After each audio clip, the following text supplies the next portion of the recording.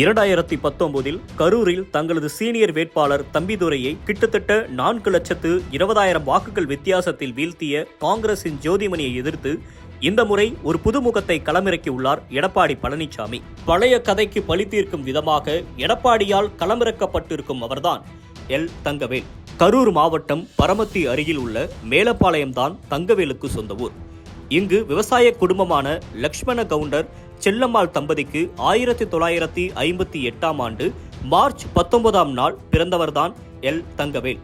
சிறு வயது முதலே படிப்பில் அதீத ஆர்வமும் கவனமும் கொண்டிருந்த தங்கவேலுக்கு விளையாட்டும் அத்துப்படியாக தான் இருந்தது. குடும்பத்தின் வறுமையை உணர்ந்து பள்ளி பருவத்திலேயே பாடுபட்டிருக்கிறார். பள்ளி முடிந்து வீடு திரும்பிய பின் விவசாயம் செய்து குடும்பத்தின் பொருளாதாரத்திற்கு தன்னால் முயன்ற உதவியை செய்துள்ளார். PUC படிக்கும் போதே சொந்தமாக தொழில் தொடங்க வேண்டும் என கனவு கண்டவர் விசைத்தறி தொழிலை கற்றுக்கொண்டார். கரூர் என்றாலே டெக்ஸ்டைல் தொழில் என்று மாறிய பின் அதிலும் ஒரு கை பார்த்துவிட டெக்ஸ்டைல் தொழிலில் இறங்கினார் தங்கவேலு. 1983ஆம் ஆண்டு கரூரில் ஜவுளி உற்பத்தி நிறுவனம் ஒன்றை தொடங்கியவர் கூண்டு கிளியாக அல்லாமல் வானத்தை வசப்படுத்தும் பருந்தாக ஆசைப்பட்டார். தொழிலை சுற்று வட்டாரத்தோடு நிறுத்திக் கொண்டால் பிசினஸ் முடங்கி போய்விடும் என்று கணக்கு போட்டவர் தமிழ்நாடு தாண்டி வெளி மாநிலங்களுக்கு செல்ல ஒரு வழி தேடினார். மொழி ஒரு தடையாக இருக்கக்கூடாது என ஹிந்தி, ஆங்கிலம் என 2 மொழிகளையும் கற்றுக்கொள்ள தொடங்கினார். வார்த்தைகள் வசப்பட்ட பின்னர் தமிழ்நாட்டிலிருந்து வடநாட்டு நோக்கி கிளை பரப்பினார் தங்கவேலு.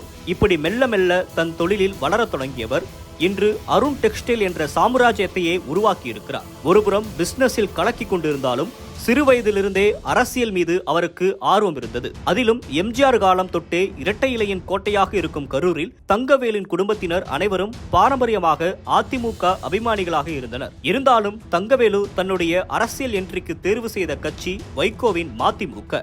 அரசியலில் இணைந்த ஆரம்ப காலத்தில் மதிமுகவின் பொதுச் செயலாளரான வைகோவின் நெருங்கிய நண்பராக இருந்த ராமசாமியுடன் நெருக்கமாக வலம் வந்துள்ளார் தங்கவேலு. அரவக்குறிச்சி சட்டமன்ற தொகுதியில் ஒருமுறை திமுக சார்பாக எம்எல்ஏவாகவும் தொடர்ந்து 4 முறை மதிமுக சார்பாக போட்டியிட்டவர் என்பதாலும் மொஞ்சசனூர் ராமசாமிக்கு நல்ல வரவேற்பு இருந்தது. அது தங்கவேலுக்கும் உதவியது. இதனால் அவருக்கும் கட்சி பதவி கொடுத்து அழகு பார்த்தது மதிமுக தலைமை. பரமத்தி ஒன்றிய செயலாளர், கரூர் மாவட்ட பொறுப்புக்குழு உறுப்பினர், மாநில விவசாய அணி செயலாளர் என்று மதிமுகவில் பல்வேறு பதவிகளையும் வகித்திருக்கிறார். ஆனால் திடீரென 2018ஆம் ஆண்டு மதிமுகவில் இருந்து விலகி அதிமுகவில் இணைந்தார். கட்சி நிகழ்ச்சிகளில் ஒன்று தவறாது பங்கு கொள்வது, பம்பரமாய் சுழன்று கட்சி பணிகளை செய்வது என சிறப்பாக செயல்பட்டதால் வெகு விரைவில் தலைமையின் கண்களில் பட்டார். இதனை அடுத்து கரூர் மாவட்ட எம்ஜிஆர் மன்ற செயலாளர் பதவி அவருக்கு வழங்கப்பட்டது. கரூர் மாவட்ட அறங்காவலர் குழு உறுப்பினராகவும் நியமிக்கப்பட்டார். தற்போது இவரைதான் 2024